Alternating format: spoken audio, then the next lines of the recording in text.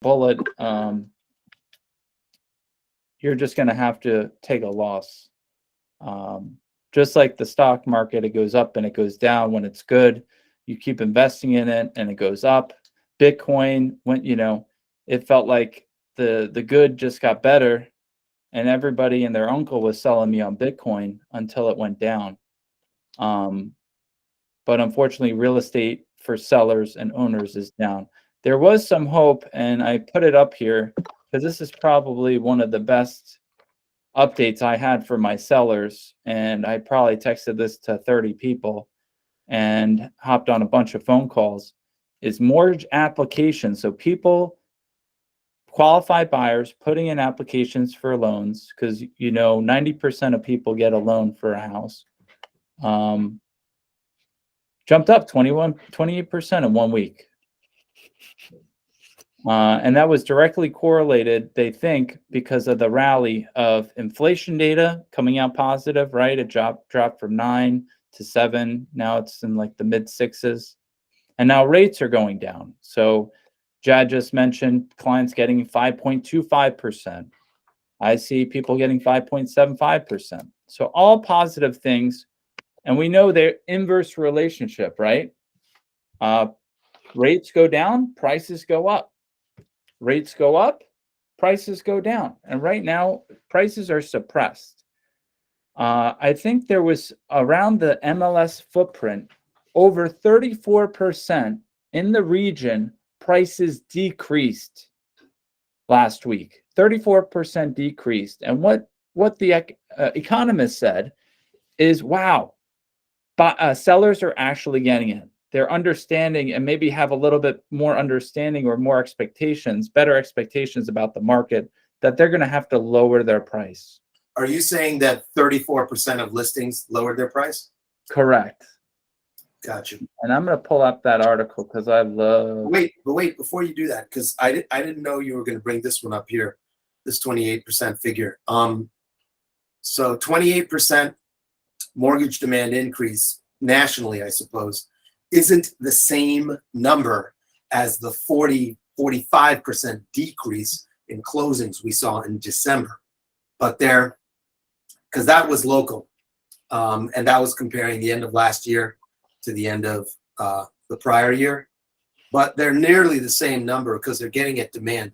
One's about mortgages nationally, the other is about closings locally, but they both relate to demand. And, just doing quick and dirty math that's not fully logical. I'm really happy to see this number. I didn't know you were going to post this article. I hadn't seen this article, Nick. So, let's call this 30%, and we're back in the ball game because we were down 42% in terms of demand. Now I'm talking like a realtor, and this meetup is not for realtors necessarily, because we thrive on transaction volume. And that's the thing that went down 40-something% in December locally.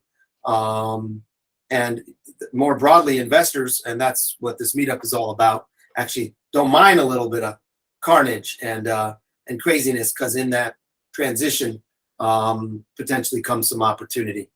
As long as you're not maybe a big developer like Jad, who's got a bunch of listings sitting out there driving him crazy.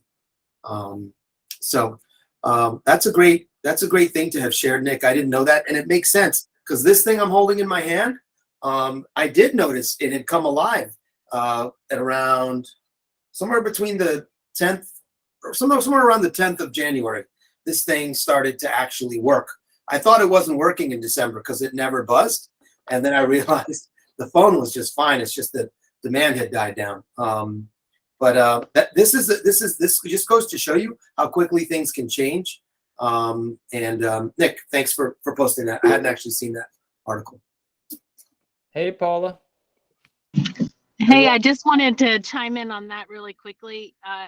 I know that the data and the statistics for like previous months doesn't show this, but a lot of the agents that I'm talking to are talking about getting more calls for buyers, referrals. They're at the starting stages with a lot of buyers, and that their pipeline is looking strong.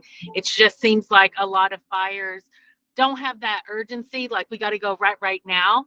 But it seems like there are a lot of buyers gearing up, at least what I'm seeing, what I'm hearing from other agents. So I think to give Jad some hope that there's some buyers in the near future for him. We call them reluctant buyers. Very reluctant. Anna, would you agree? I know Anna's in the field. Mute button is red. You got to turn it unread.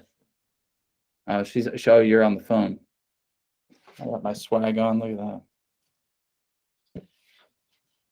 You gotta like click the middle, and then click the microphone. Kerwin. I see Kerwin's on this email. He's also in the fields, and Kerwin had a listing on Upshur.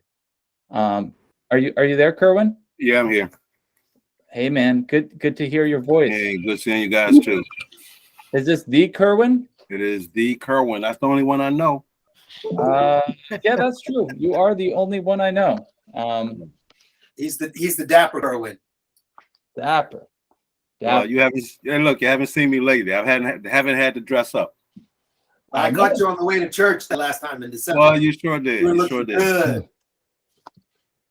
Kerwin sold a nice one on Upshur, and we're just basing our comps. Actually, the couple that bought Upshur, Kerwin, we're selling 331 Upshur for 1.325 million, and Kerwin got the buyer, that nice couple from, was it Atlanta? Atlanta, yeah. Atlanta, with the dogs, 3 dogs.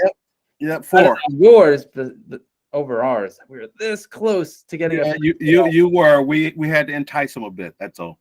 Oh, man, that hurt. That hurt. I think that was around Thanksgiving time, and I know I was hurting. By the way, is that really Sarah Massey? Wait a minute. What time is it in London? It's very late across the pond.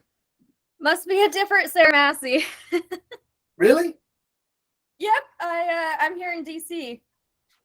Oh my goodness, that's crazy. Maybe you have a that doppelganger in London doing Yeah. a lot cooler things like drinking coffee and croissants. That is so funny. Wait, I'm just looking. Is Massey spelled the same way? Yeah. Sarah Miner, who got married to Kevin Massey. Oh no, they don't have an E in their Massey. But I know a woman named Sarah Miner Massey. That is crazy. Yeah. And she's actually one of my favorite clients. And I intend to go visit them because they live near Wimbledon, I've been told. Oh, There you go. Yeah. Okay, well, so we have some familiar faces. We have some unfamiliar faces. I see Katie, Jad, Cindy, Russell, Bashir, Paula, Nadia, Ivan, familiar faces. And then some folks who are relatively new. If anyone wishes to introduce him or herself, we may not have time to go all the way around the room. Please feel free to do so. But quickly, we'll introduce the group. Nick and I are realtors and investors. We run one of the top teams in Keller Williams locally. We sell in the DMV, but we also have interest in real estate elsewhere. He's got an MBA. I'm a former attorney. And we're buy and hold investors. And we love to work with wholesalers. And we have even a number of members of our team here today. There's Nadia, there's Cindy, and there's Ronnie. Bashir. Well, I haven't gotten to him. And members of our sales team. And Bashir, who's a brand new member. He just joined, and he's a former wholesaler. So we're going to hear from him a bit on his former life as a wholesaler. And that's what we do. We put the new guy on the spot, right? So we're going to do that today.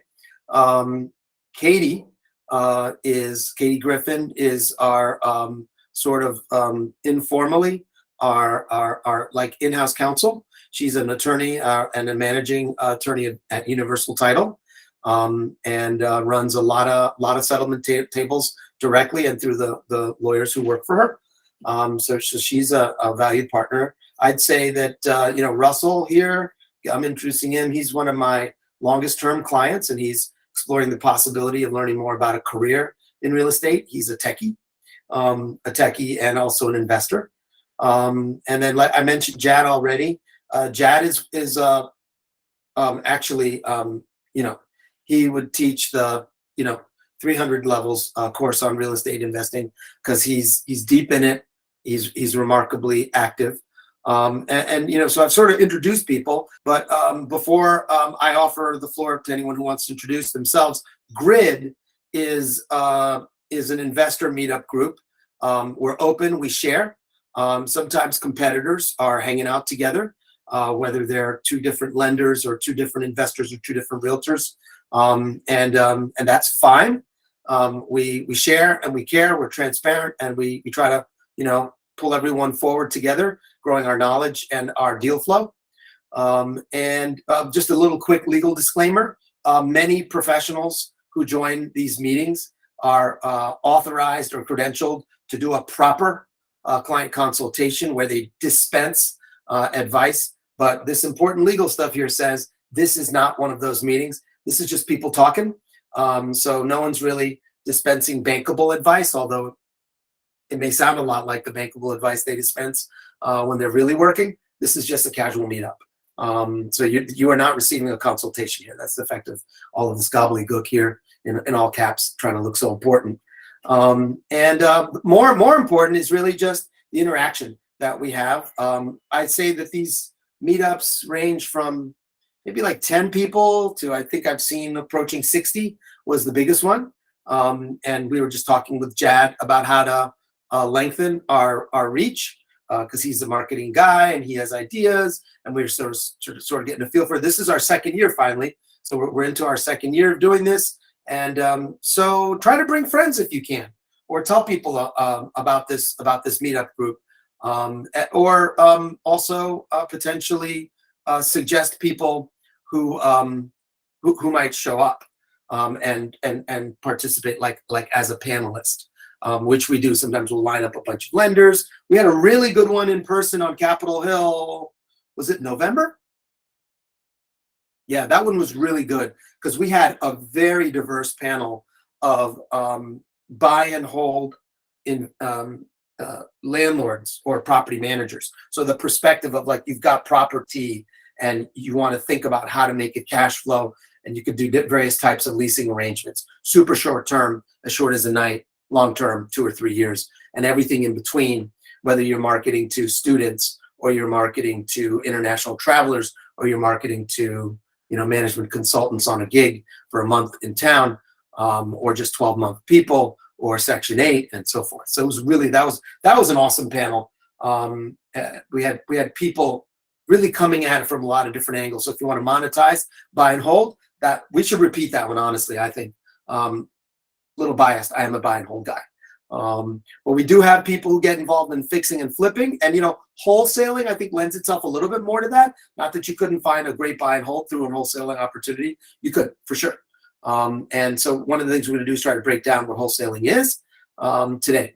So that's the sort of focus. Each month we have sort of a theme. But the truth is, sometimes we just meander into talking about market conditions, because you sort of can't. Once a month is not even enough to talk about market conditions, right? If you really want to be sharp. So without any further ado, first we'll open the floor to anyone who wants to introduce him or herself. Carlos, I was just going to say that as the discussion goes along, I wholesaled 2 houses. One, I actually owner financed the wholesale transaction, and the other one was just straight wholesaling. So just let me know if you want me to interject with how to do that, because you can wholesale houses on the MLS, which I know I have a client that does that, and then you can wholesale off-market properties. So, and then you can owner finance the wholesale properties. So just let me know whenever you want me to interject on that. Well, that sounds great. Nick, duly noted, right? Yeah, that's a good framework too, like tools in your toolbox, and and there's only 24 hours in the day, so where are you going to focus on it? And if you want to get your feet in real estate, you definitely take listings off the MLS and wholesale them, basically creating your own inventory. I don't know how much I believe in that method, but to each their own. Would anyone like to introduce him or herself? And, I would. Great. Hi, everybody. My name is Cherie. I am with Simply Funded. So whenever you need money for those wholesale deals, we fund fix and flips. We fund long-term holds. We also are not just somebody who has money, but also we consult with newbies with regards to making sure that you kind of understand your numbers and you're able to maximize your profitability. And the final thing that we do is we do give pre-approval letters because sometimes you need those letters in order to make the sellers feel more comfortable or the real estate agents that you're dealing with feel more comfortable. So it's getfundedsimply.com, getfundedsimply.com for more information. Thank Go you. ahead, put your stuff in the chat box. What are Thanks, your rates? Nicholas. Advertise.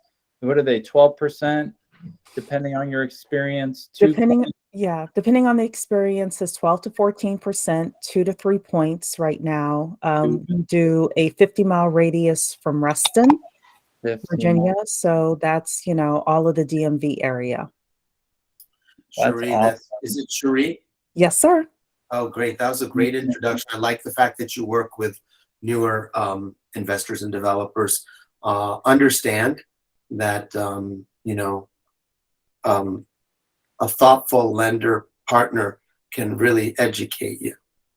And look, there's no real need to try to trick the money. The money's smart. The money wants what you want, which is for everyone to make money. So it's interesting. Some people think it's like this adversarial scenario. It's not. It's actually it's an opportunity to gain keen insight into the validity of your own pro forma, your own projections, your own plan.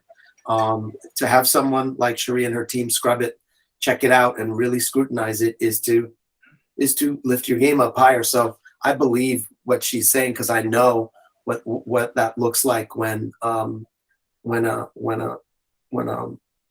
like a relatively new developer is starting to learn and basically learn from the money.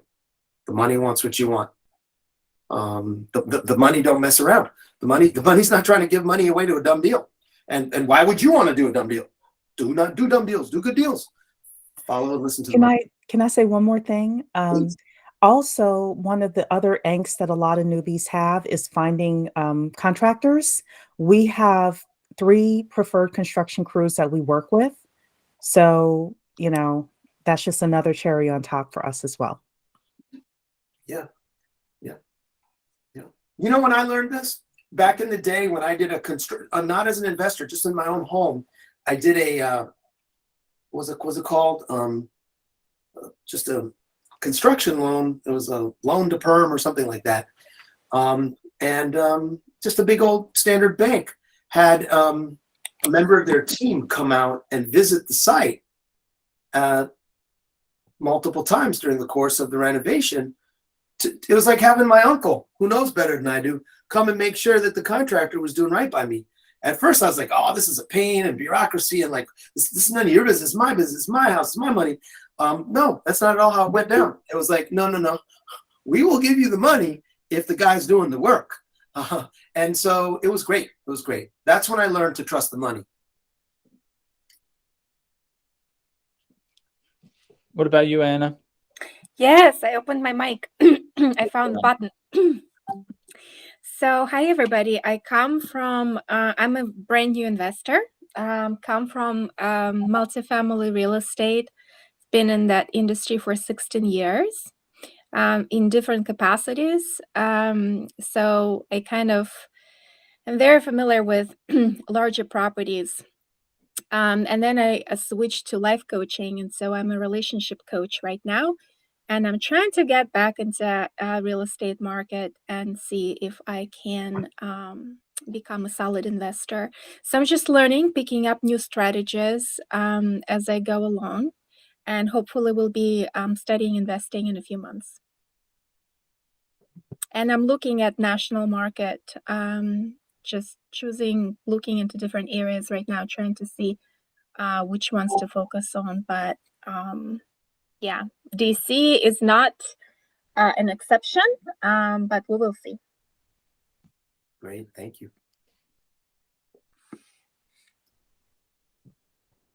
Well, if I may introduce myself and clarify the Sarah Massey that I actually am.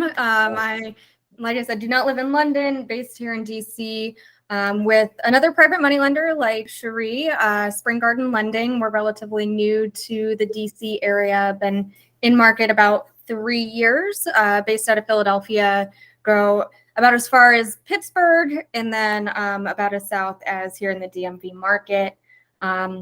We do specialize in bridge and perm loans. Right now, our rates are in the 9 to 10% range, because we are cheaper than hard money, but a little bit faster and more flexible than a bank. So we really try to serve that sweet spot. And yeah, I'm new to the DC area myself, moved here in August. So just trying to get involved in the investment and development community here. You know, as you know, there's multiple grids, so it's nice to start with the one that's closest. And I'll put my contact info in the chat if you have any questions or want to connect, get a term sheet. Carlos, to all of your points, nobody's going to be more conservative and have your back more than a lender, because our skin is in the game too. So. Well put, well put. Yeah, and so now you're starting to see, right, folks, that there's an ecosystem of lenders that they may overlap in part, but then have parts that the other person doesn't do. There was going to be a gentleman from Truist potentially joining us, which is like a traditional buttoned up, you know, bank, right? Banking institution, one of the biggest in the country. I think we gave him the invitation info late, so he may not come until the next meeting. But it just goes to show you that depending on your scenario, your strengths and your weaknesses, a different kind of lending situation may be applicable to your project or to you. All right. And Carlos, just real quick for Sarah, do they require appraisals for their hard money loans or no appraisal required? We do require appraisals, and we are not no doc. So we do not as much documentation as a bank, but you know, tax returns, financial statements, those kinds of things, and appraisals are included in that.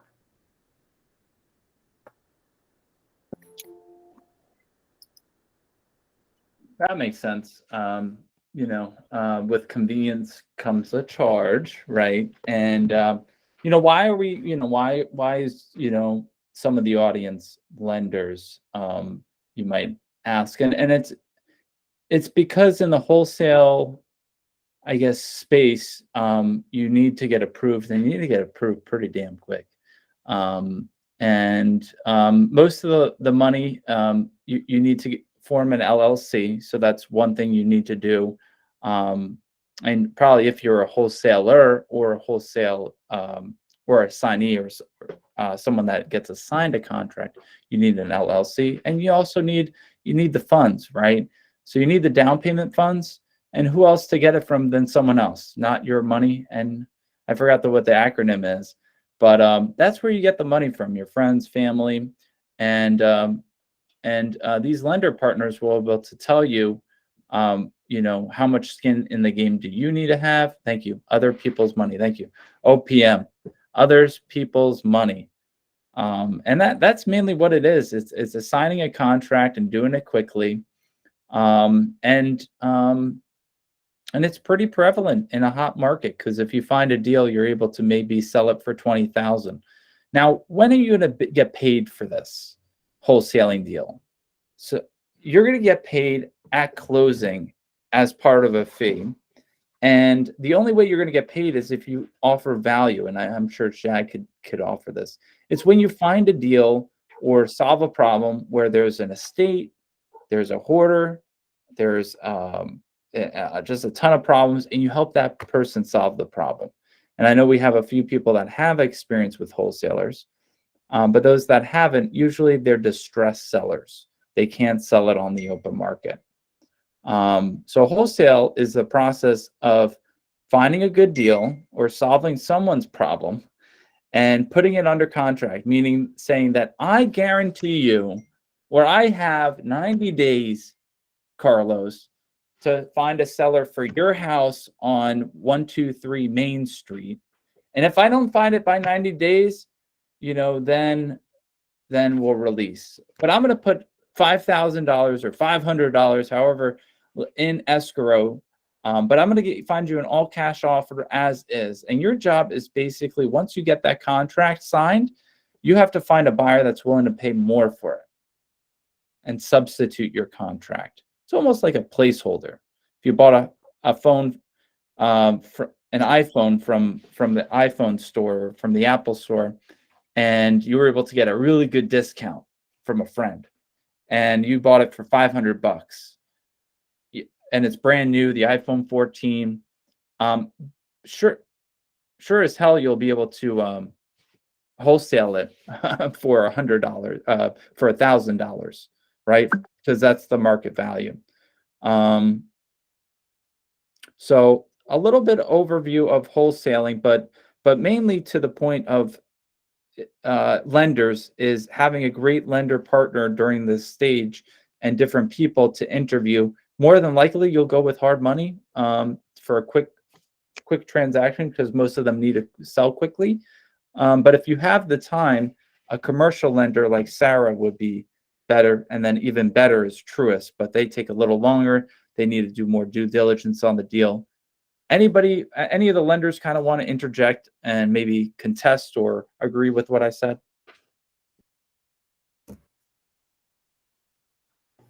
I think you've got it spot on. Yeah, Hey guys, this is Kerwin. Actually, just an alternative view. I think a pure wholesale would be, if you were able to get it under contract. Typically, at that point, the lenders aren't involved. All you're doing is looking for an investor or somebody that will come in behind you to pay more. So, let's say if you put it under contract and do and/or signs, bottom line, all you're doing is assigning the contract. And at that point, I don't think a lender is really involved or needs to be involved. If you are, let's say the purchaser, at that point, you may need a lender because you need to do a deal quickly, because whoever has the contract typically wants to close and/or transfer that contract sooner than later.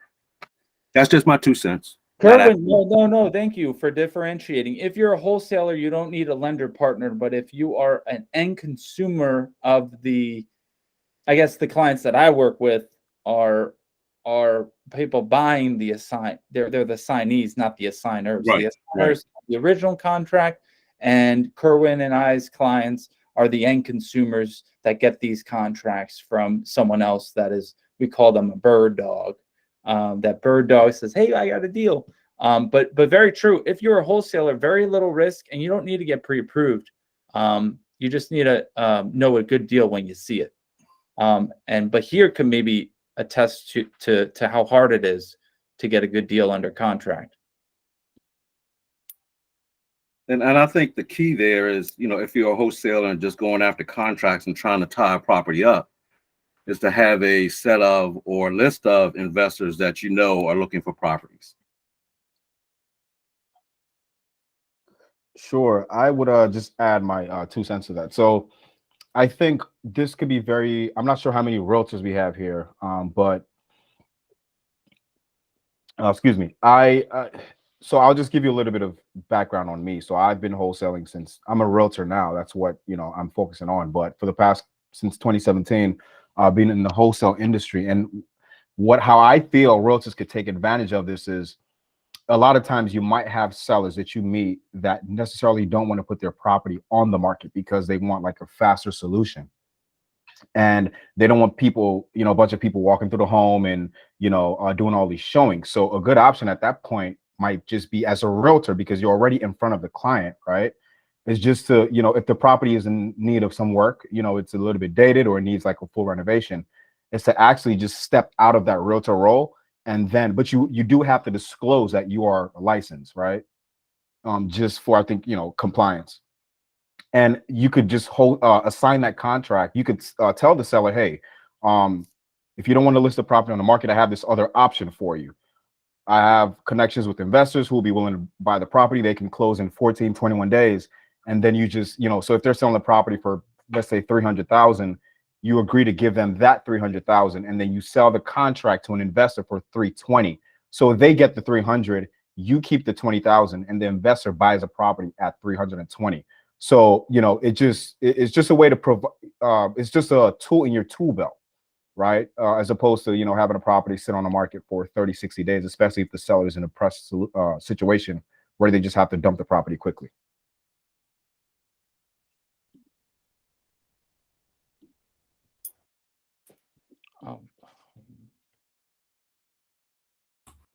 I did Now, want to second. go I'm ahead, sorry. go ahead, Sherry. I just want to say I did want to second having a list of rehabbers or developers. I know people who do very well because all they do, number one, is being a marketing machine. You got to be a lead gen and marketing machine to make Mhm. wholesaling work. And then you also want to have that list. And some people do very well with just 10, 20, 30 names of developers that have deep pockets that will beg for leads to good properties. So it doesn't take a lot. I know a girl in Alabama, just call her a woman, she's not a girl. And she has a process of, she lives here in the DC area. She works at the Pentagon, military woman, and she's from Alabama initially. And she has a friend, a school friend who does like all the construction work. She uses her contacts up here to find investors that want to be long-term, you call it landlords. And she'll go down, you know, to Alabama. She'll find properties, puts them on the contract, does, you know, light rehabbing, and brings, you know, the deal up here to the deep money pockets in the Pentagon. And she's built a $2.2 million portfolio because for every two that she sells, she keeps one for herself. And that's how she keeps her cash flow as well as keeping, you know, a portfolio of properties. And if I can just say one more thing, you know, a lot of people who get into wholesaling, they never keep anything. And one of the things that I learned over many years of being, you know, around real estate investors is the ones who do very well hang on to some of the properties that they get. Don't sell everything.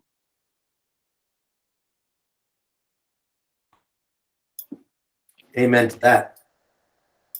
That's right. Yeah. And often, like, good thing Jad is a good investor because he keeps some that he flips. You know, good people in real estate hold, and they often regret selling the property that they could have held on to. And instead of selling for 400, now it's worth 600 or what have you. I was going to pull up an example wholesale contract.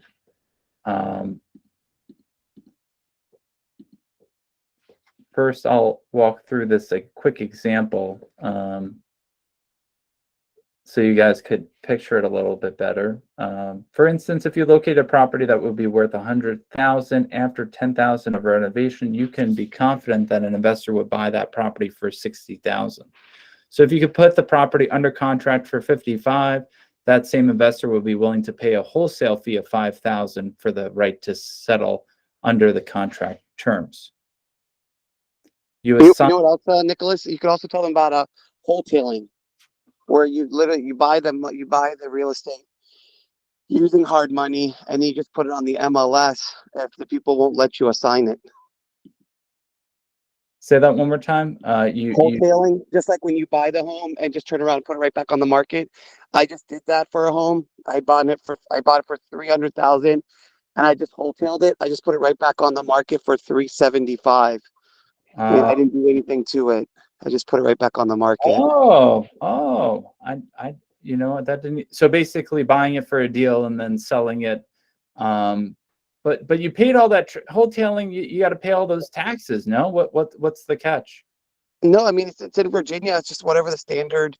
Virginia doesn't charge you. It doesn't kill you on the transfer taxes like Maryland and DC. Oh, that's true. You're right. So wholesaling might work. And what he's basically saying is, instead of wholesaling it, why don't you buy it, like Cherie was saying, and keep it, or just put it back on the market and charge a premium so you get the max marketing. The issue with wholesaling is that you have to have your own database.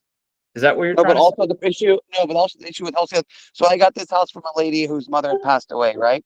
So we negotiated really hard down on the price. So I kind of knew that if I showed an assignment fee of whatever it was, first of all, I did try to assign it first, but the local investors, like they don't want anyone else to eat. So if you're saying, oh, well, what are you getting it for, Chad? Oh, why do you want to sell it, Chad? Or blah, blah, blah. So they're just like, they're just greedy. They don't want you to make anything on the wholesale fee. So instead of so if you had under 300, and let's say I found someone that was going to sign for 50,000, the seller could have said, this is not right. You know, you talked this down. You said that the house needed a ton of work. Now you're trying to assign it to another investor and you're making an additional $50,000. You know, we're four sisters here where this was supposed to be our inheritance and you totally took advantage of us, right? Let's say that's step A. But if you just bought it outright, they're happy with their 300,000. They move on with their lives. You put it on the MLS, you get a big pool of buyers and you can sell it for 375. And you don't have to deal with other wholesalers. All right. And so I say I have a private investor. He charges me 10% on the 300 with no points. So only cost me, I only had it for 1 month before I found a buyer. So that's one way of doing it. I had another way of doing it. This just happened 2 months ago where I had the house for 200,000. And the house is probably worth about 400, but it needs a lot of work. And there's septic and well and all that stuff. So I knew a local investor who her husband specializes in this type of stuff and they love it. It was next to their house. So their ARV is like 550. So I said, okay, well, what if I sell it to you for 360,000? I had already wholesaled them another house for 52,000. So they were like, listen, Dad, we'd love to do it, but we have two houses and hard money just kicked our ass on the last house you wholesaled to us. I said, okay, well, what if I owner finance the entire home for 360,000? So you don't have to come out with any money. It'll be a 6-month balloon. And once you guys flip it, you guys can sell it to me. And you guys can pay me back my 160. They're like, yeah, we can do that. We don't have to come up with any hard money. We just have to come out the money for the renovations. And then obviously I'd be in first position. So I made 160 after I did some work on the house, so 150,000. So once they sell the house, I'll make 150,000 wholesale fee. But would they have done that deal if they saw that I was assigning it to them for 150,000? I don't think so. Would they do that deal if they had to pay a hard money lender 12 and 3 plus all the fees? I don't think so. So sometimes if you have the money and you trust the rehabber, you know them well, that's another way that you can increase your profits. So if I could break that down, let's see if you basically said that I bought the house for 200,000. You said you found someone that would buy it, and did you settle on the property or you just had the right? Yes, yeah. So I bought it for 200. Then Okay.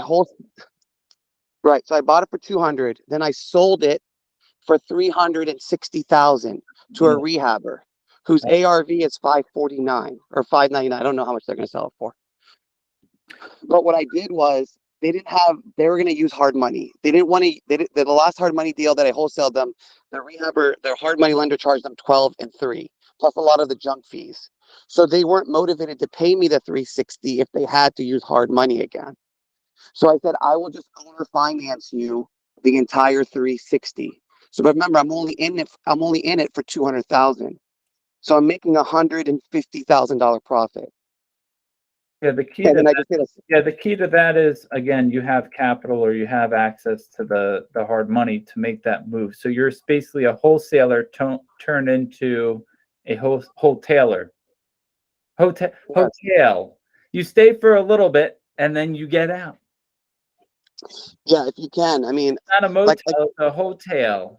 Well, I would have kept it as a rental, but you don't want to keep houses with wells and septic as a rental. It's just like you don't know how many wells you have to dig. Septics are very high maintenance. But it was sitting on 10 acres. My brother bought a house on Long Island. It has no gas and a septic tank and oil tank. So I'll tell him maybe not to hold on to it. Yeah, I mean, I bought a house without a water meter in Upper Marlboro, and I've had a 6-month stop work order. So don't buy a house without a water meter in Upper Marlboro. You're gonna get wholetailing. I like that. Wholetailing 101. Yeah, and I think, you know, if that works for you, that's fine. But what you have to be cautious of is if you are doing that particular scenario, you've got to be able to carry the property for whatever you bought it for the time that the other person is taking to rehab it and resell it. So I agree with you. you have to be in a position to carry the property for that period of time that you have them, you know, under contract, and then that they then can go and sell it and or buy it themselves. Correct. Yes, but it was only 200,000. I was Okay. making 100. I was making 150, so it's worth the risk. Yeah, and that's fine. I just wanted to clarify or get some clarification. Put it that way. Yeah. And if anyone wants to know about the mechanics of wholesaling, okay, here it is. Yeah, assignment of contract. There it is. Okay, I'll be quiet now.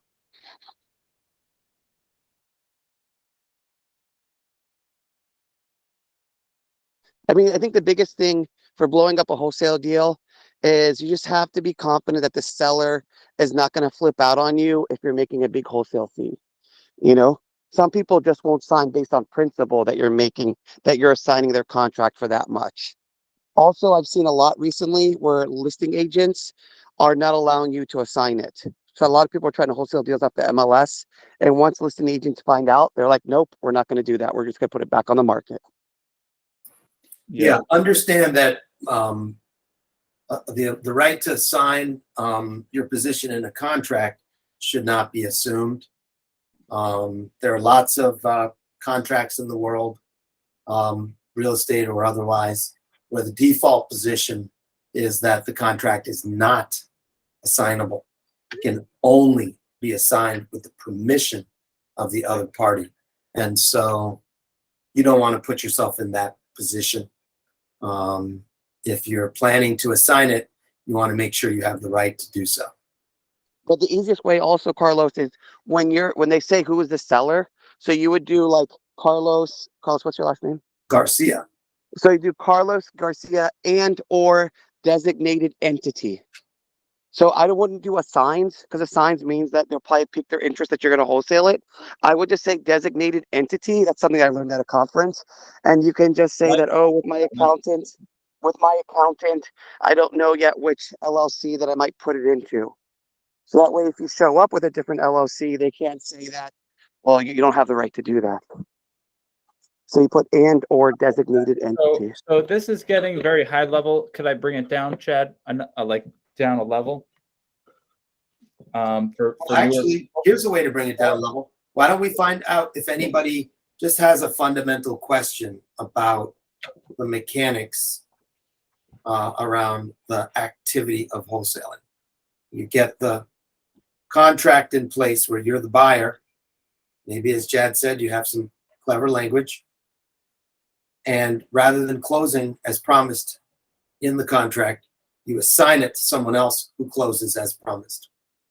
And you're going to get that person who's going to close instead of you to pay you to take your position, because presumably you know where the market is, and you know that the amount of money that the contract says the seller is getting, well, you could charge the person who's going to step into your position, say $10,000, maybe it's $100, to pay that amount under the contract plus your assignment fee. And then the day of settlement comes along, they buy the property, and they've already paid you to have stepped into that position. There are situations where the seller gets to the table and they expect to see Carlos because he's the one who entered the contract. Whoop, it's Chad. I think that the mechanics around how the seller becomes aware of who's actually buying that, I'll leave that to you all who have participated more actively in wholesaling to describe to us how that works. But do you get the overall concept, folks? And does anyone have any questions about it? Yeah, I'll just piggyback off what Jad was saying.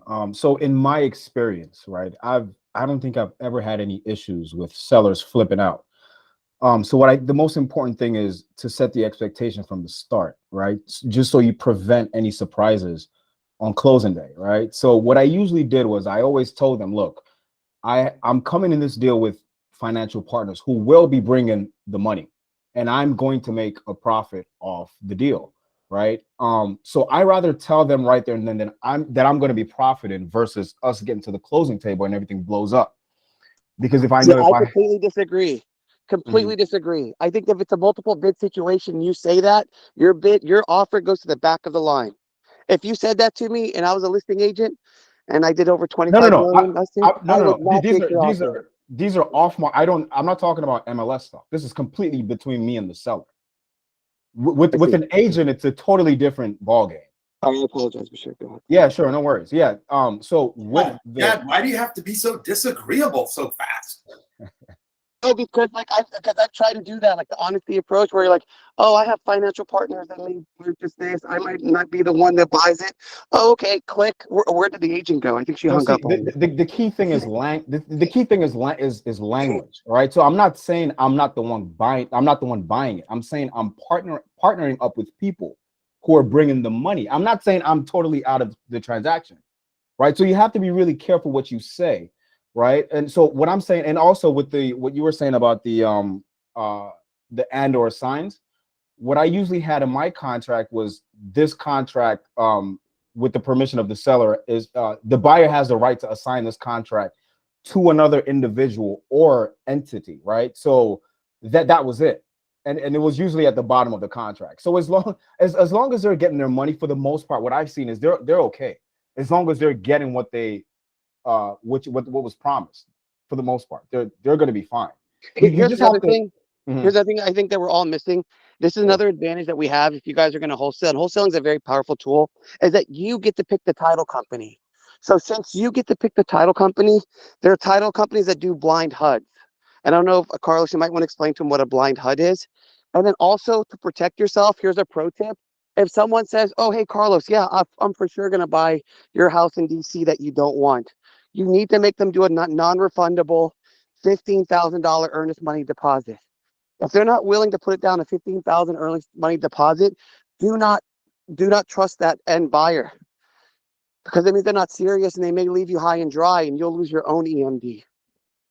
So, Carlos, do you want to talk maybe about a blind HUD and why We got a title Katie company here. is so critical? Perfect for title issues, and why you avoid really bad wholesalers is because you get screwed on the back end with title issues.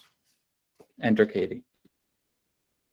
Yeah, Jed, when you are talking about a blind HUD, are you talking about a settlement statement that does not show the fee that is going to the wholesaling Correct. person in the middle?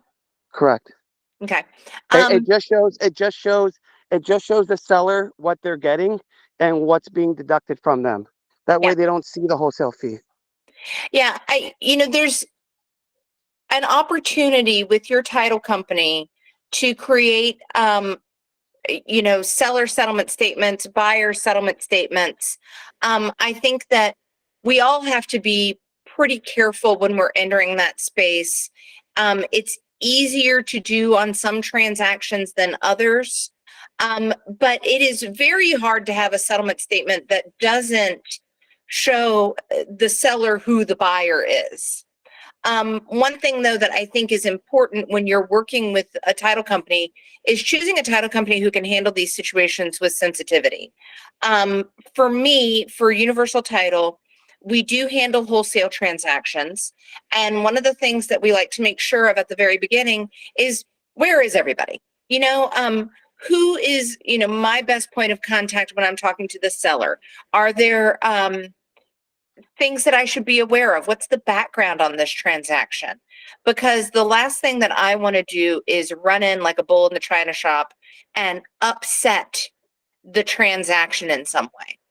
So we would do everything in our power to make sure that we are handling the situation sensitively while also being completely honest with all parties. Katie, I've got a question. Sure. Would it be advisable, or is it an alternative to purchasing a wholesale deal is to buy it in an LLC and then sell the LLC to the person you're assigning the contract to? That can be done. LLC transfers So you would say that ABC LLC buys the property, and then Or you, as is the sole, is under contract to purchase the property. And then in the meantime, let's say if it's 45 days, 90 days, or whatever, you go out and find either a partner or someone who's willing to buy the LLC from you outright. okay. So you're picturing the LLC purchase happening maybe during the contract period instead of after settlement. I mean, Correct.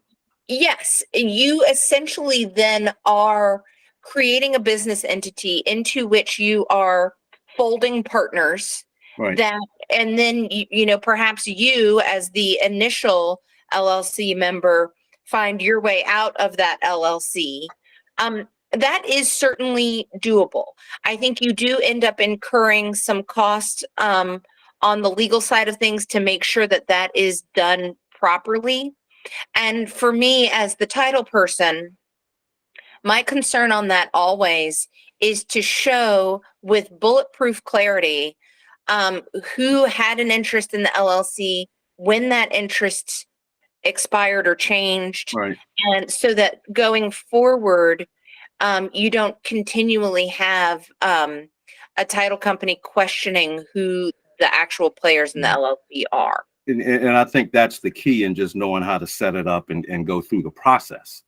Yeah. Of course you want to disclose who are, who's let's say the managing member of the LLC, but in the meantime, let's say prior to closing, if you bring in another member in the LLC that's willing to buy you out of the LLC, in a sense, all you're doing is, you can prove that this other person exists, and then you sell your interest in the LLC, and it's just one transaction. So you're not also dealing with multiple, if you do a double close, you're not dealing with multiple transfer and recordation taxes.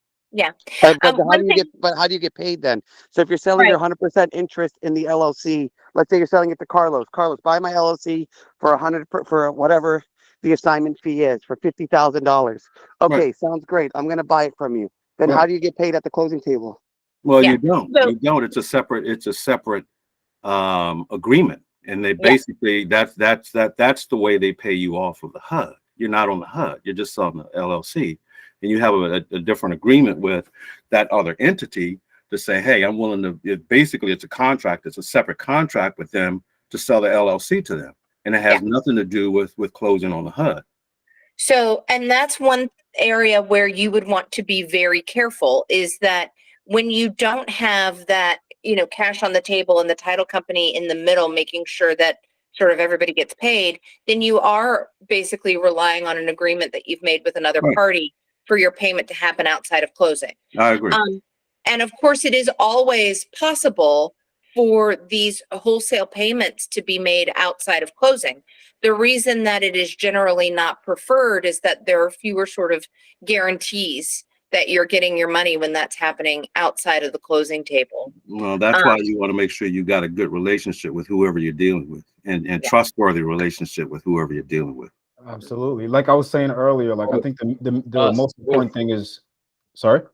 Yeah, that's heavy trust. Yeah, I think the most important thing is communication, especially communication with the buyers and sellers. And Katie, you could correct me if I'm wrong. I in my opinion, I think creating, like you said, creating LLCs. If you're doing multiple transactions a month, you incur quite a bit of cost with that, as opposed to just doing a simple assignment. In my experience, the only time I saw it necessary to actually go that route where you create an LLC was when you were assigning a short sale, because the bank is not going to go for you assigning their contract. Yeah. Right. Yeah. So that was the only situation where I found it necessary to go that route. Yeah. And I hear that. I hear every part of that. If this is something that you are doing a whole lot of, you do want to try and limit those legal costs that you're going to have. Sure. And your point to the short sale is a very good one. A short sale property cannot generally be wholesaled because the short sale lender is never going to go for it. It is a third party approval situation. And just to speak to a point that came up a little bit earlier, and I wanted to make sure is clear. In many, many, many contracts, including most of the ones that are used regionally, an assignment does not take the original purchaser off the hook until the end purchaser has completed the transaction with the seller. And so you want to make sure, if you are engaged in wholesaling, that you know what the contract in front of you says, you know when you are going to be off of the hook for that purchase. Because ultimately, if the person you assign to does not come through, you might find yourself in a position of having to buy the property yourself. It's something that you want to make sure that you have reviewed the contract carefully and know exactly where your liability begins and ends. That's why you need Katie. Or Katie's twin, which I still can't find.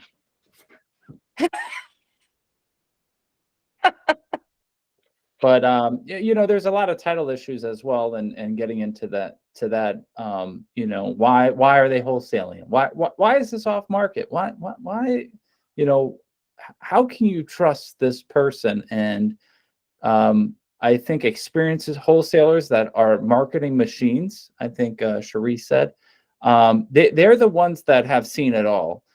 For people that might have less experience, you know, you have to be wary of all the issues that might come up that they don't know about because they haven't asked the right questions or vetted the lead properly.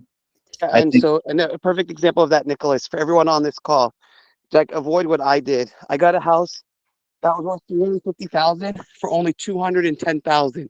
She was a wholesaler, nice lady, whatever else. It was in Stafford. No, it is Fredericksburg. It was on 5 acres, 4 bedrooms, 2 baths. I was just going to Section 8 it. The zip code is $2,800 a month. So it's more than the 1% rule. I was only going to do carpet paint. So of course it's septic and well. So I did a septic inspection, but all the older agents told me don't do a well inspection because it's just a waste of money and it's all bullshit. So of course I didn't do a well inspection because they've had tenants in there since 2016. So since they've had tenants in there and the tenants didn't want to leave, so why would I doubt that the house doesn't have any water? Of course, I'm foreshadowing. So I buy the home. The tenants end up leaving, and they do the Section 8 inspection, and I'm getting my 2,800, getting ready to get it. And then they said, there's just one problem. The faucets are all dry. I'm like, well, it's on 5 acres. I don't understand. There's been tenants. They've been there for over 5 years. It turns out that the well has been dry now since 2016. And that the tenants have been going to the neighbor's house to go get water. I don't know how they took showers. I don't know any of that stuff.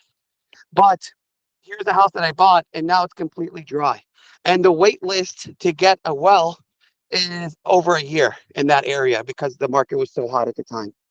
So the moral of the story is, if a wholesaler is selling you a house that's too good to be true, you really need to be careful, because a wholesaler has a lot of good buyers. They have their ace buyers in their pocket.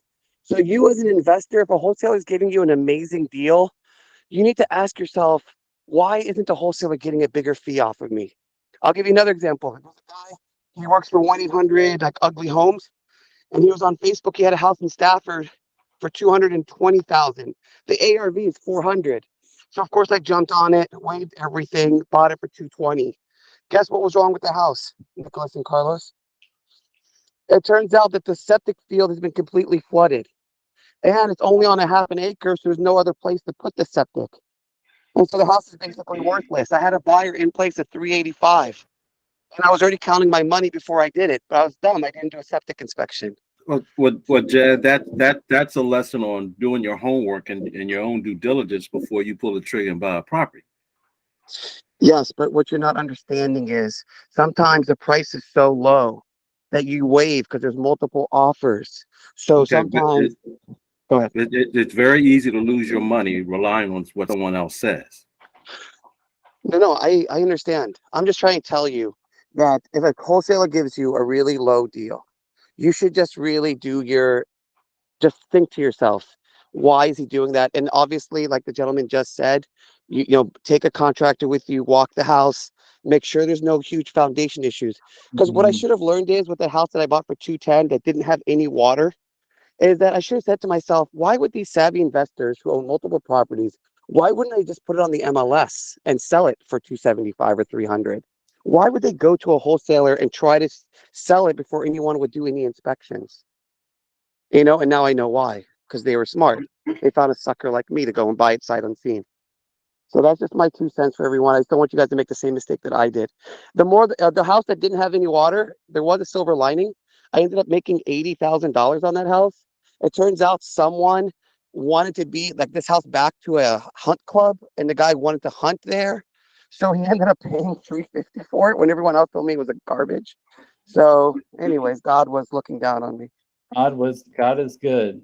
You know, it all shaped up. I think that's great. I know we have you know, a little time left. I want to be cognizant of everybody's time. We're about an hour in. Everybody have stamina for maybe 15, 20 more minutes. We usually go about an hour and a half. Carlos had to leave, and he's usually the life of the party. I did want to read through this assignment contract. Thanks, Sheree. Thanks. So yeah, let's try to go to 7 o'clock. It sounds like the energy is up, so I feel like 7 o'clock is a good cutoff time. And would love your opinions if you guys wanted to chime in for going in person next time. I think we would love doing that. So this is an assignment contract that will kind of paint the picture. Before I get into it, Chad, thank you so much. I think what I learned is do your effing due diligence and walk through with, like, why are they selling it? Are they looking for a sucker? And what other off-market deals do they have that they might not want to get rid of? You know, a distressed seller is one thing, but a distressed agent or wholesaler just to try to make money is another thing. And you want to find a motivated seller, but you don't want to take that on with a ton of risk. And wholesaling does have risk to the end consumer. So this was an assignment contract. Funny enough, it was during my bachelor party, and I was getting super scared that I was going to back out. I was representing the end buyer, and what was his name? I forgot, but it was so funny because he would just call every 10 minutes because he was super afraid that my buyer would back out. So this assignment is made 10th of August 2019, whereas ABC Development LLC or a signer with a business address is the buyer in a certain contract of sale for the purpose of transferring the real property located at X address 123 Main Street Northwest. So the property was in Columbia Heights, and they did whereas where the buyer with a business address of this is desirous of purchasing the property. So this was my client. This should be the same one as this. So my buyer wanted to buy it. They're ABC Development LLC. And the actual seller was an estate.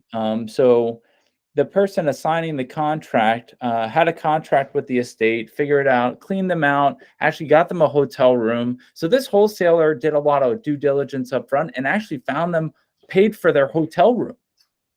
And then he said, Nick, I have this contract. I could flip it on my own or I could assign it. So it didn't sound too funky like, you know, Jad might, you know, like I'll give it to you for 400. I just can't do it. So it didn't sound too bad because he said he would flip it on his own, and I know he would. But maybe not. Maybe there were problems. But the assignment fee was $85,000, and my buyer was able to do it because the numbers made sense at $535,000. Believe it or not, to buy a single family house, the ARV. I think they wound up doing 2 condos, and it sold for about 1.5 million. So the numbers definitely made sense. And but the wholesaler got 85,000 opposed to flipping it on his own and potentially making money, or maybe making a little bit more, maybe a little less. So there's a whole math that goes behind wholesaling a deal if you're a developer. But anyway, end consumer was my buyer, 535. The guy bought it for $85,000 less. I guess he bought it for 450. So first he put in the rights and liabilities set forth in the contract, and all addenda shall be and are hereby assigned. So he's assigning the contract. How good of an assignment contract is, I don't know. But he's assigning the original contract, or you could use a G-card contract. 2, upon seller's receipt of payment of the $450,000, considerations for the contract purchase, less any other closing costs and adjustments to be paid at settlement, the seller shall, at the direction of the assigner, deliver a deed of conveyance to the assignee. 3, this assignment shall be binding and shall have good faith, non-refundable deposit in the amount of $10,000. I think that's where he was calling me, because my guy hadn't submitted the $10,000. And if they don't submit skin in the game, that $10,000, you might not have a real buyer there. 4, to the extent seller fails to perform in pursuant of the contract, then the seller's obligation. So basically, the seller could is obligated to give the property or sell the property to the assignee. And if they don't sell the property, they're entitled to a full refund. So this is probably like a, not an amazing contract, but kind of lays it out for us. 5, settlement shall occur as indicated per the contract. The original contract, that G-card contract. Contract may not be assigned. Again, this assignment contract is not contingent on buyer's inspection, so it's buying it as is. Not contingent upon buying financing. So it's not really ironclad, as they say. Oh yeah, BC buyer assigns.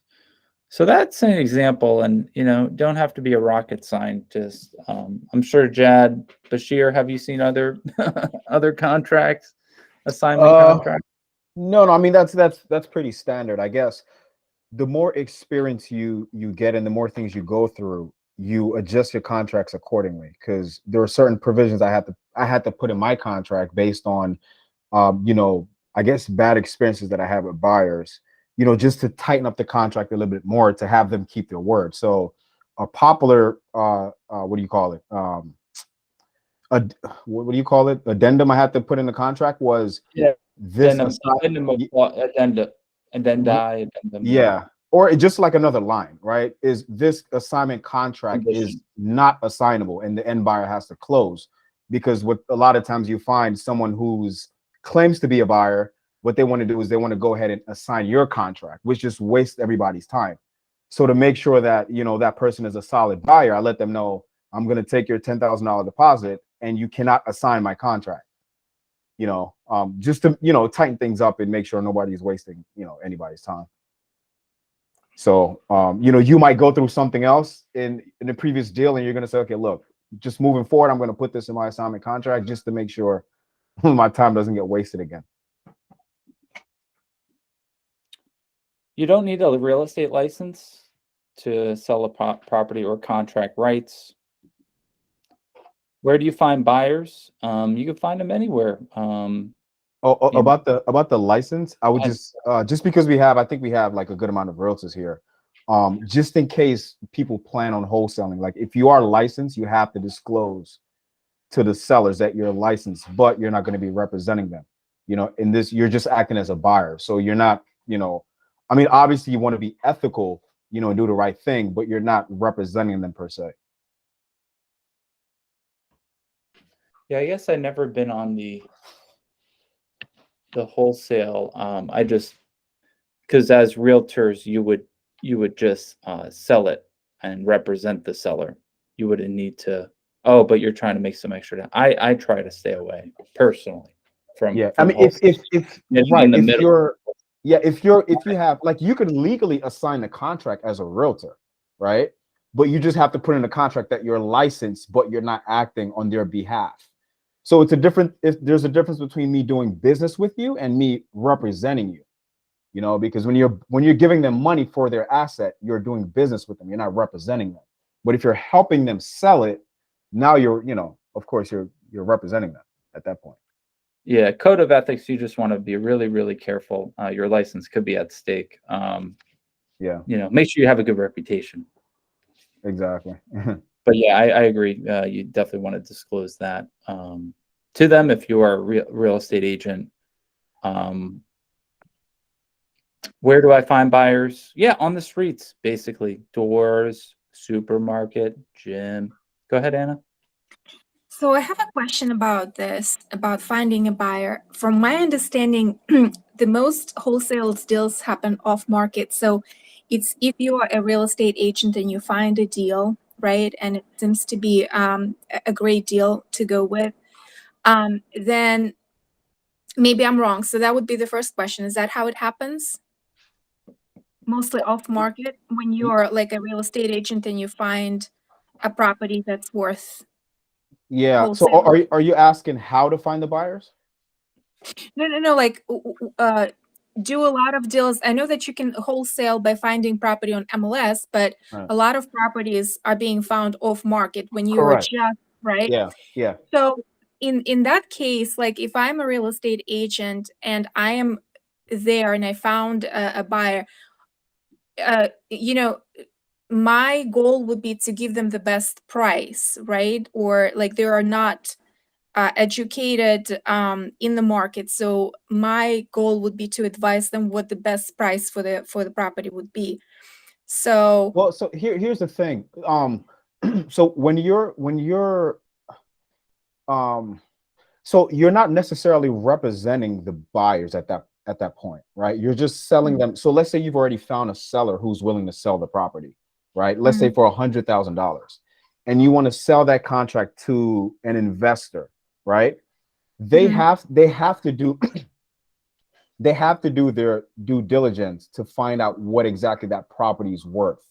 Like that's the buy. They have to do their homework, right? So I guess you kind of have to like take off that, like, I guess, buyer's agent hat at that point, because they're the investor. They're putting hundreds and thousands of dollars at risk, so they have to do their homework. You know what I mean? So you could suggest to them and say, hey, look, I think this, because you're a realtor, right? no, I'm not. Okay. Well, yeah, if you right. So that makes it even better, because at that point, it's all on them to do their homework. Obviously, you don't want to mislead them and tell them that the property is worth 500 when it's only worth 450. But at the same time, like, they have to bear some responsibility because they're the ones putting their money at risk. Right. And how do you approach the seller with that if they don't really know what the market price of the property is? Most times in this day and age, most sellers, they know what they want for their property because they're talking to neighbors, and that neighbor sold for $1 million and they want $1 million too. Like, they have some idea, and a lot of the times they start up very high, right? And then when they end up talking to 10, 12 people, they realize, okay, my property is not worth $1 million. I'll take 750, and then you just negotiate back and forth. But you just have to make them the offer and see if they'll accept it. Gotcha. So it's just going to be coming down to the motivation of the seller. Correct. Yeah. Okay. Thank I you. had a seller I'm a real estate agent, so I like to maximize profits and either sell it on the MLS, market it, or I like to sell it directly to an investor if they want to get less. And I made my pitch and I said, this house in Columbia Heights with parking, I could get you 600,000 as is, or maybe 575 as a for investor. And she didn't sign an agreement with me to list the property, right? To market it. She decided to sell it with a wholesaler, and she assigned it for 400 and something thousand and wound up only getting 500,000. It was outstanding, but it was because she was in a particular situation. The wholesaler made 400 grand? Sorry, the wholesaler had the right to sell it for 450,000. Okay. And sold it for 500 or 525. So they made maybe 70 or 60 grand. But I was wondering, why didn't they go with me? Right? Why didn't they go with more money? And it was because they offered more of a guarantee. and I found out that the seller needed to move to Atlanta because they were under contract for a new construction house, that if they didn't have the money by January 1st, they would lose 30,000 that her son put into escrow to buy this new development. You know, some crazy story, right? Yeah. But bottom line was, it was you know, just amazing how good of a deal. And there's a few deals I'm involved with now that it just sucks because you need liquidity, and assets aren't as liquid as you might think if they're tied up in something. Yeah, a lot of people. I mean, you would be shocked to believe money is not always a motivating factor for a lot of people. I mean, Nick, what you just said is so profound because people have other motivations, like the opportunity or the opportunity cost of losing that opportunity in Atlanta. It might be more valuable than the extra 50 grand. So, you know, the sellers, they determine what's more valuable to them, not us, you know. So I mean, and as a realtor, you know this, right? It's not like when you're negotiating terms, right? It's not always about the price. Sometimes it's about how fast can you close, you know, could you do this? Could you give us a lease back, a rent back, whatever. So, and trust me, Anna, a lot of sellers, because you were asking how do they know the value of their property, a lot of sellers are not ignorant to how much their property is worth. Like they know, you know, they talk to people, they talk to realtors, and they talk to the neighbors, so they know what their property is worth. It's very rare these days that you'll find a property owner who has no idea what their property is worth. And for an educated seller, how would they go by finding a wholesaler? Oh, the wholesalers find them. Okay. Yeah, because yeah, go ahead. Or you could just Google it, like sell my house, and the top advert. If you look at sell my house for cash or as is, Gotcha. the top marketing dollars, like Mhm. will show. So like Express Home Buyers, that jingle, and what was that other one? Market Pro. Market Pro. Huge Yeah. market. And Four Brothers Buy Houses. They're another big company. Okay. Okay. Thank you. Sure. Anybody had anything else? I wanted to pull up some marketing information.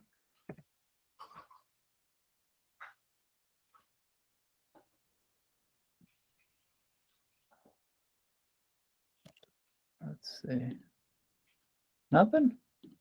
I'm sorry, did you say something, Nicholas? No, anything else? I wanted to actually, Jad, since you spoke up, I did want to bring this up for you because I know we were talking about the market and 28% increase in applications, mortgage applications. I monitor the market like a pulse, and weekly data, the MLS is where all the houses are listed. It's been going on like that for many decades. So there's a place that compiles all this data, and now economists look at it and kind of make predictions. And what they're saying is 3 bullet points. One, buyers are more active in the market. That's true. So I'm kind of in going. What's your second and third? Sure. Sellers may be adjusting to the new pricing environment. Okay. Although there are few sales, offers come in more quickly this week. Yes. Okay. So I'm kind of in a unique position for everyone on this call. I have a house in Silver Spring. I have a house in Upper Marlboro. I have a house in Alexandria, and I have a condo in Fairfax. Plus, I have another house in South Dakota Avenue in DC. So I have listings all over the DMV that's area. right, South Dakota. Yeah. Yeah, South Dakota just went under contract. So I only had one showing the entire weekend, and that one person put an offer in. So sometimes all it takes is one.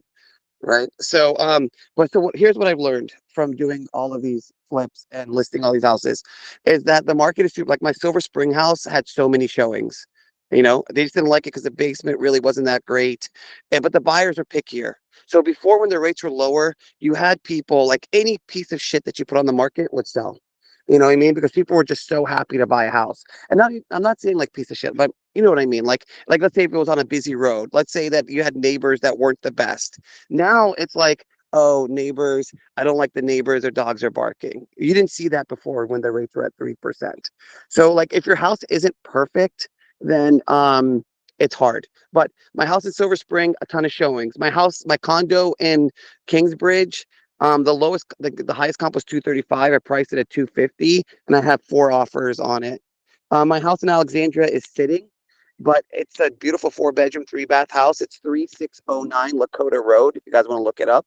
And but because people say it's an awkward layout. They say the kitchen's upstairs. When you come up, you have to go up the stairs to get to the kitchen, and no one wants that. So that's why that one is sitting. And then I think the market is super hot. For everyone on this call, I would definitely be flipping homes right now. I think that the market is back to where it was. In fact, today, all I've been doing is looking for homes to flip, in my opinion. I think that December and November was crickets, but since January started, the market, I think, is red hot. That's really good to hear. Too bad, Kerwin. Safari, did you have something to say? And introduce yourself. I don't think you've spoken today. Hi everyone, I'm Safari Nicole, serving like the DC area. I was just going to say I have something in a historic Anacostia area if anyone's looking for an off-market deal. Send it. Put it in the chat and leave your information. Yes, I will. Thanks so much. I think you're right. And Katie could chime in on what's Katie Griffin.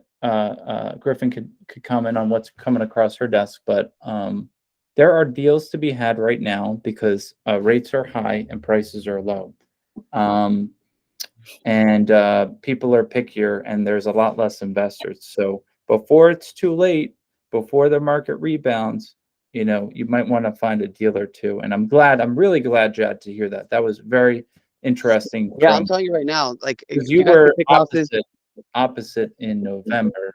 yeah. Like, Ever since I think everyone's getting a jump start on the spring market. And so ever since January's hit, I think like everyone's like, I don't want to wait till April or March to get into a bidding war. So let me see if I can pick up a deal right now.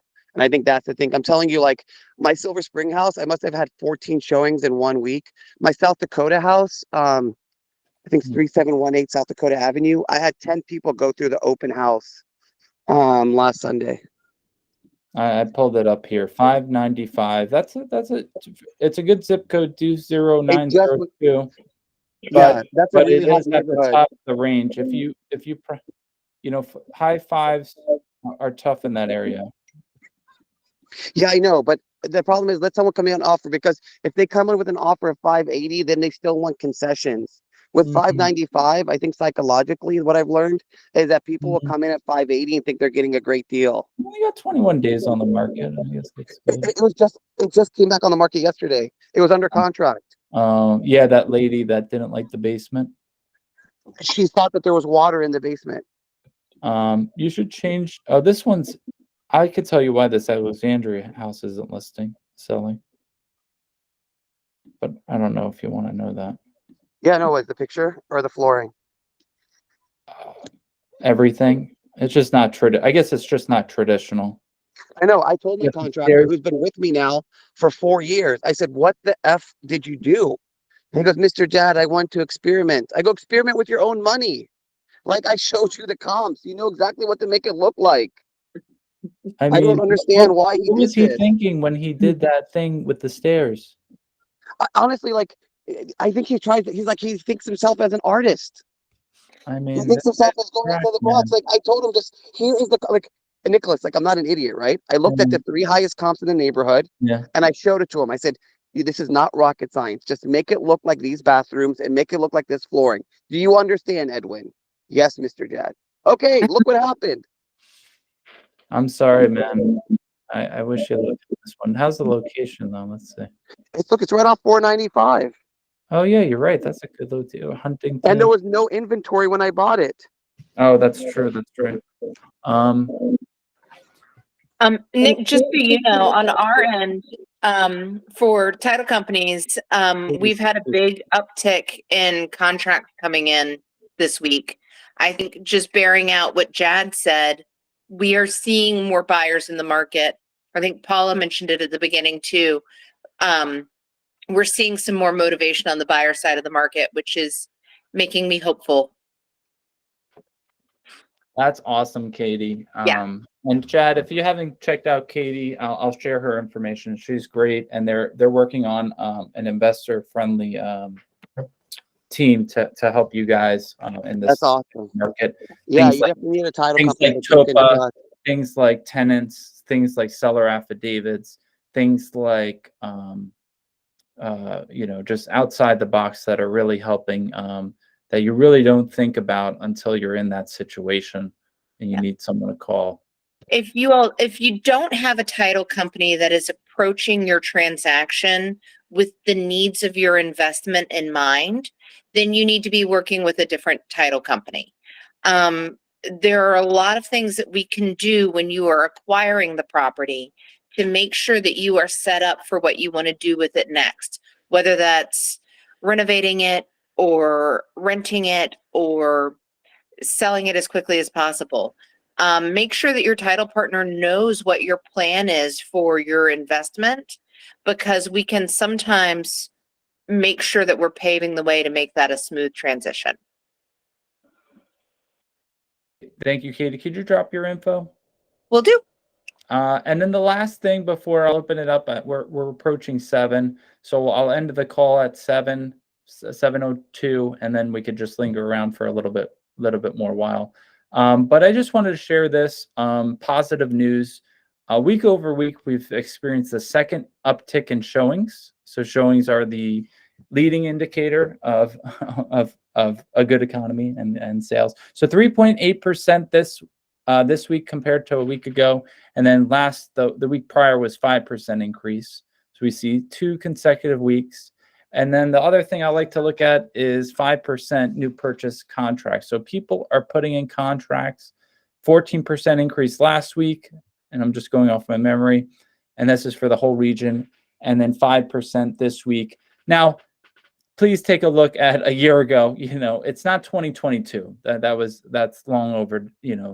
That's past its time. We're definitely slower than last year, but in terms of picking up, in terms of a graph and going up, we are going up slowly. So just keep in tuned. Next month we'll have a new topic, and we will decide if it's in person or not. I think it will be in person in our Capitol Hill office. If we do start, it would be at 6 o'clock, and then we'll have people come in at 5:30, and then just start the webinar at 6. Nicholas, so I'm back now. If you have any houses in DC, please let me know. I'm back to.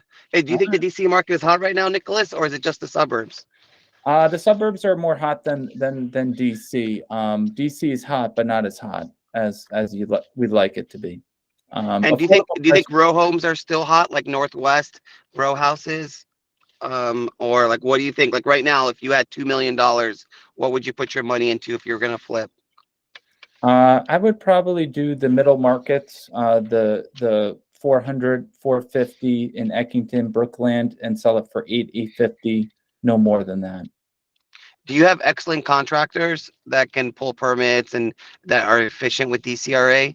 So like, let's say you brought a house for like all of us on the call, right? Like I can bring the money, you can bring the home, and do you have a good contractor that you trust in DC that you like? I do have one. I don't know how fast he is pulling permits, but the construction quality is very good. Yeah, I do. He's one of my, and he attends these. His name is Ever Romero. He's fantastic. Yeah, I mean, that's the biggest thing with DCRA right now is like if you list a house and you haven't pulled permits, DCRA will have a stop work order on your house like the next day. Like I think they just have people that monitor it.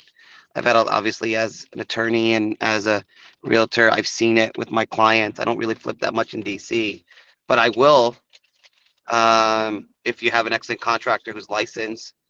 I have money is not an issue, Nicholas. Okay, thanks, Jack. I will definitely keep you in mind. I have one that my buyer might not buy, so I'll let you know.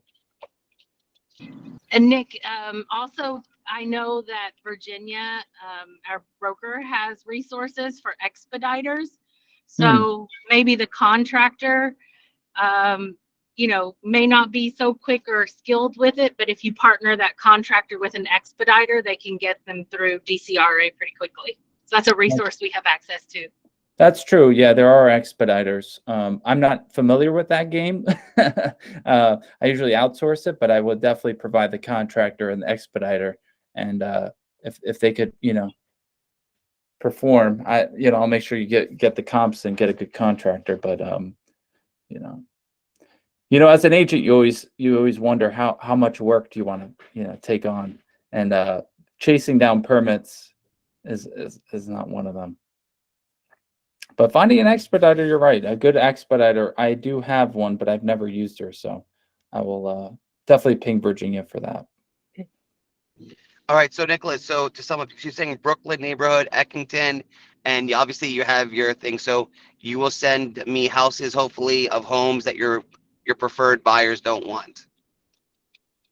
Sure, I will put you on the list. And to be honest, a lot of people are going towards Northwest, the 20008, 20007, the AU Park, blue chip areas, because as you enter a not recession but a hard time, you want to go through to more solid neighborhoods.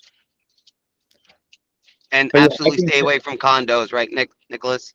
Condos are a dime a dozen right now in DC. I had a person reach out to me saying that condos are very popular, but yeah, you should stay away from them. I don't know. It is a barrier to entry. It's very easy for first-time home buyers and people looking. So if it's a 2-bedroom with square footage, I wouldn't shy away from a condo.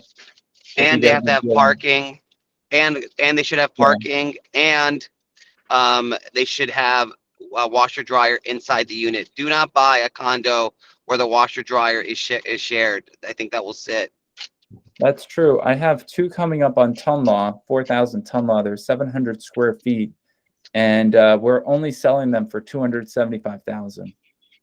And they're going to be painted, bathroom renovated, kitchen renovated, only for $275,000. The condo fees are like $700, $800. No washer dryer.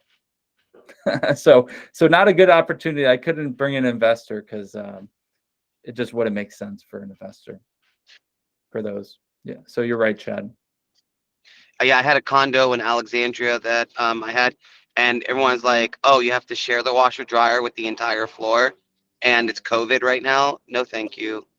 And then I had a condo on Mass Ave. Maybe, but it depends on the price. There's always a deal, and usually the more the problems, the better. So I'm working with a lot of states, probates, short sales. Those are all like.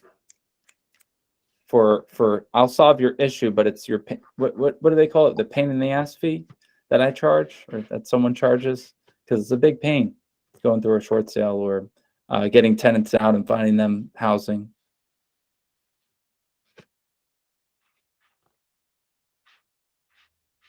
Reverse mortgage. Oof. So many people with reverse mortgages. But thank you again. I will make sure to send everybody the notes. Anything else before we log off, Katie?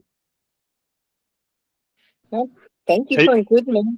Hey Nick, this is Brian. I joined late today. Hey Brian, there you are. What's going on, brother? I put a note in the chat a couple minutes ago, but did you guys hit on like legality of wholesaling? Just a lot of like misinformation out there in different states and whatnot.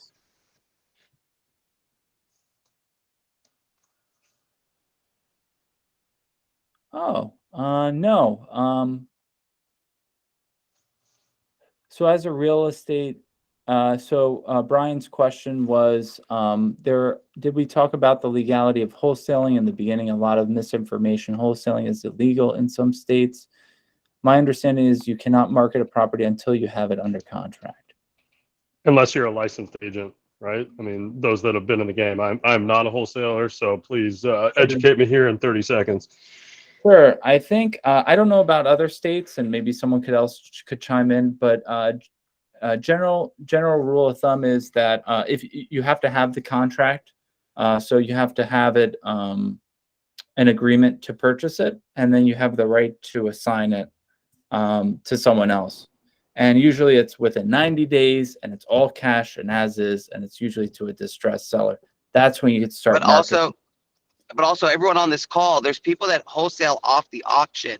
So if you look at stuff, there's a lot of Maryland agents. What they do is the agent will say, my client is wholesaling a house that he just got at the auction. And then on the bottom in the disclosures, they put down the auction contract that they have. So whatever Joe Schmo auction for selling to the client, they of course they blacked out the price. And they just disclose it right there on the MLS that Really? they're wholesaling it. Yeah. Yeah, you got to get out more, Nicholas. I mean, I get out, but not as much as you. Yeah, so he just goes on the MLS. He says, my client, say Nicholas, has this property that he got at the auction. He would like to assign his interest in this contract. The closing is within 60 days. The contract is, in the disclosures. If you're interested, message me and we'll go from there. Yeah. And then they put the price that they and then want. just saw That they want to Paula's, buy. the feedback on a lot. Yeah, feedback on a lot of my listings as well is just getting started, looking through. So a lot of people are in the beginning of their search right now. I like that. I'm just looking through. Oh, if anybody has experience with reverse mortgages, please let me know. Ray Valentine has experience with reverse mortgages. And Safari, I would say it depends a little bit on what kind of reverse mortgage question you have. My information is in the chat. Don't hesitate to reach out to me because on the title end, we deal with a lot of aspects of reverse mortgages. So just depending on what your question is, I might be able to direct you. Thank Brian, you, Katie. I'll definitely reach out. Cool. And Brian, just briefly with regard to legality, I think what's most important is to make sure whether or not it is illegal, I'm not entirely sure. I think it is ill-advised to market a house or to try and assign a contract on a house if you are not yet under contract. But I would also just caution you to make sure that you are very clear when you are signing that contract with the seller to make sure that you have the right to substitute an end purchaser and what the guardrails around it are going to be so that you know where your liability is going to begin and end. Because with most contracts, you as the contract purchaser are going to be on the hook if the assignment does not come through. So just keep that in mind. And I would recommend, honestly, with your first wholesale, to make sure that you have someone looking at that contract with you. If that's something that you need as a service, that's something that I'm happy to provide. Thanks, Katie. Yep. Awesome. Thank you, Katie. Yeah. Hey, Nicholas, Mike here. Hey, Mike. You're pretty good with the stats. How often do you study the stats, the market stats there? Like at least once a day. I feel like I do a lot of social media, so try to sharpen it up. And this is what we're telling buyers and sellers. So we're constantly have to be up to date on, why isn't my listing selling? When should I reduce the price? And it's either now or wait a little bit. So unfortunately, sellers are very anxious like Jad. We're not as anxious as Jad and just wondering when the hell is buyer activity going to go up. So daily you check those market stats. At least, yeah. We check the weekly report, so that's one thing. And then, always on the hunt for new data though. If you have a good resource, Michael. Okay. Michael or Mike? Mike, it's fine. And remind me, are you a loan officer or remind me? No, I'm an investor. Oh, you're an investor. Okay. And where are you looking? I'm in DC. Okay. And what are you looking for? Right now I'm looking for a multifamily that I could do a pop-up on and add more units. Like a 4-unit, Yeah. And add up and converting it to a 4-unit, or converting it to like more units, more density. units, more density. Gotcha. So RA2, MU4. Mm-hmm. Right. I haven't a lot in Brooklyn. Actually, I have a good project I'll send you off market on Okay. Kearney Street. Okay. I don't know how motivated she is. She needs Right. to find a place, but she is. You could make. I had a developer buy on 12th Street, and it's RA2, and I think he's planning to do 7 units. He bought it for 750, but I think she wants $1 million. So I think 12th it's a Street Northeast. Yeah. Okay. Michael, are you looking to do a condo conversion or just No. no? Okay, gotcha. just buy hold apartments. Yeah. Yeah. Oh, okay. There is a 6-unit on the market that I showed today, not in Carver Langston for $1 million. It's already got 6 units though, Mm-hmm. and 3 of them are occupied. 3 of them are closed. But I'll keep a lookout. I Yes, am shoot me very an interested. email. Okay, I will. I think I have your information. Yeah, my stuff. Yeah. All right. Thank you guys. Yeah. Appreciate you No all. problem. Thanks, guys. Enjoy the rest of your evening. Super excited. Thanks for joining us. Thank you, Katie. Always good to see. I'm using your office because my light's out. Oh, very good. Cool. Well, enjoy your evening, guys. Thank Bye. you. Bye. Awesome. See you, Nick. Thank you, See Nick. you, Ronnie. See you, Brian.